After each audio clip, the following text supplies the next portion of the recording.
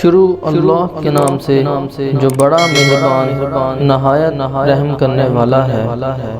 ایک غریب لکڑہارا جنگل کے قریب رہتا تھا۔ وہ روز جنگل میں جاتا، لکڑیاں کاٹتا اور اسے شہر میں لے جا کر بیچ دیتا تھا۔ وہ اس سوچ کے ساتھ زمین بھی کھودتا تھا کہ کبھی شاید اس میں سے اسے خزانہ مل جائے اور اس کی زندگی سنور جائے۔ اسی امید کے ساتھ وہ روزانہ اپنے ساتھ جنگل میں بیلچہ اور کلہاڑی بھی لے کر جاتا تھا۔ ایک دن خزانے کی تلاش میں زمین کھودنے لگا، اچانک اسے ایک بہت بڑی دیگ نظر آئی۔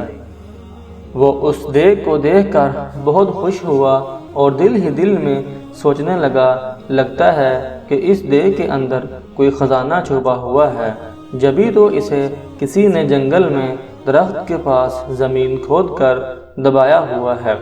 وہ خوشی خوشی دیگ کی طرف بڑھا تاکہ اس کے اندر ہاتھ ڈال کر خزانے کو دیکھ سکے۔ اس نے جب دیگ میں ہاتھ ڈالا تو اسے پتہ چلا کہ دیگ اندر سے بالکل خالی تھی۔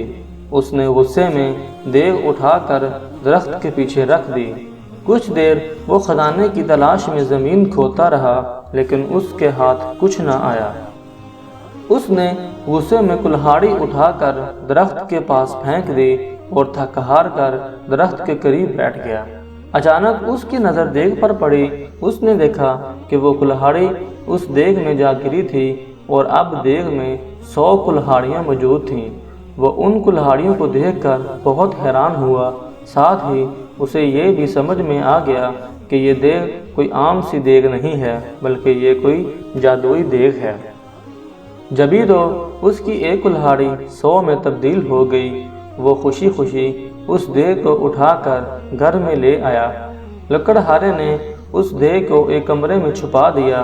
رات کے وقت اس نے جادوئی دیگ کو دوبارہ آزمانے کے لیے اس میں آم ڈالا۔ تھوڑی دیر بعد اس نے دیکھا تو دیگ میں 100 آم موجود تھے۔ اب تو اس کا یقین پختہ ہو گیا کہ یہ واقعی کوئی جادوئی دیگ ہے۔ وہ اس دیگ سے سونے کے سکے وغیرہ نکال کر انہیں بیچتا رہا اور امیر ہو گیا۔ امیر ہونے کے بعد وہ دوسرے غریبوں کی مدد کرتا تھا۔ اس کے پاس اگر کوئی غریب شخص آتا تھا تو وہ کبھی اسے خالی ہاتھ نہیں لوٹاتا تھا۔ یہی وجہ ہے کہ وہ ملک بھر میں اپنی سخاوت کی وجہ سے مشہور ہو گیا۔ اس کے اچانک امیر ہو جانے اور جادوئی دیگ کی کہانی ہر جگہ پھیل گئی۔ اس ملک کے بادشاہ کے پاس بھی اس جادوئی دیگ کی خبر پہنچی۔ بادشاہ بہت لالچی تھا، اس کے پاس اپنا بہت سارا خزانہ موجود تھا، اس کے باوجود اسے مزید خزانے کی ہوس تھی۔ اس نے سوچا کہ یہ دیگ اگر اسے مل جائے تو اس کے خزانے میں مزید اضافہ ہو جائے گا۔ اس سوچ کے ساتھ بادشاہ نے حکم دیا کہ لکڑہارے اور اس کی دیگ کو محل میں لایا جائے۔ خادم گئے اور بادشاہ کے حکم کی تعمیل کی اور لکڑہارے کو دیگ سمیت پکڑ کر محل میں لے آئے۔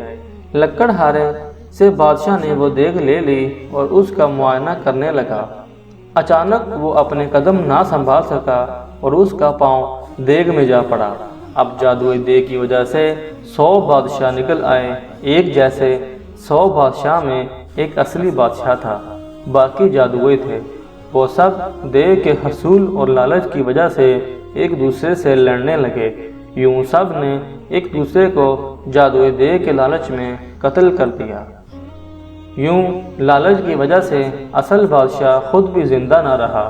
لکڑہارے نے خاموشی سے اپنی جادوئی دیگ اٹھائی اور اسے لے کر اپنے گھر چل دیا۔ پیارے بچوں، لالچ کرنا بہت بری بات ہوتی ہے۔ اگر کسی کے پاس آپ سے زیادہ اچھی چیز موجود ہے تو آپ اس سے حسد نہ کریں، بلکہ جو کچھ آپ کے پاس موجود ہے اس پر اللہ کا شکر ادا کریں۔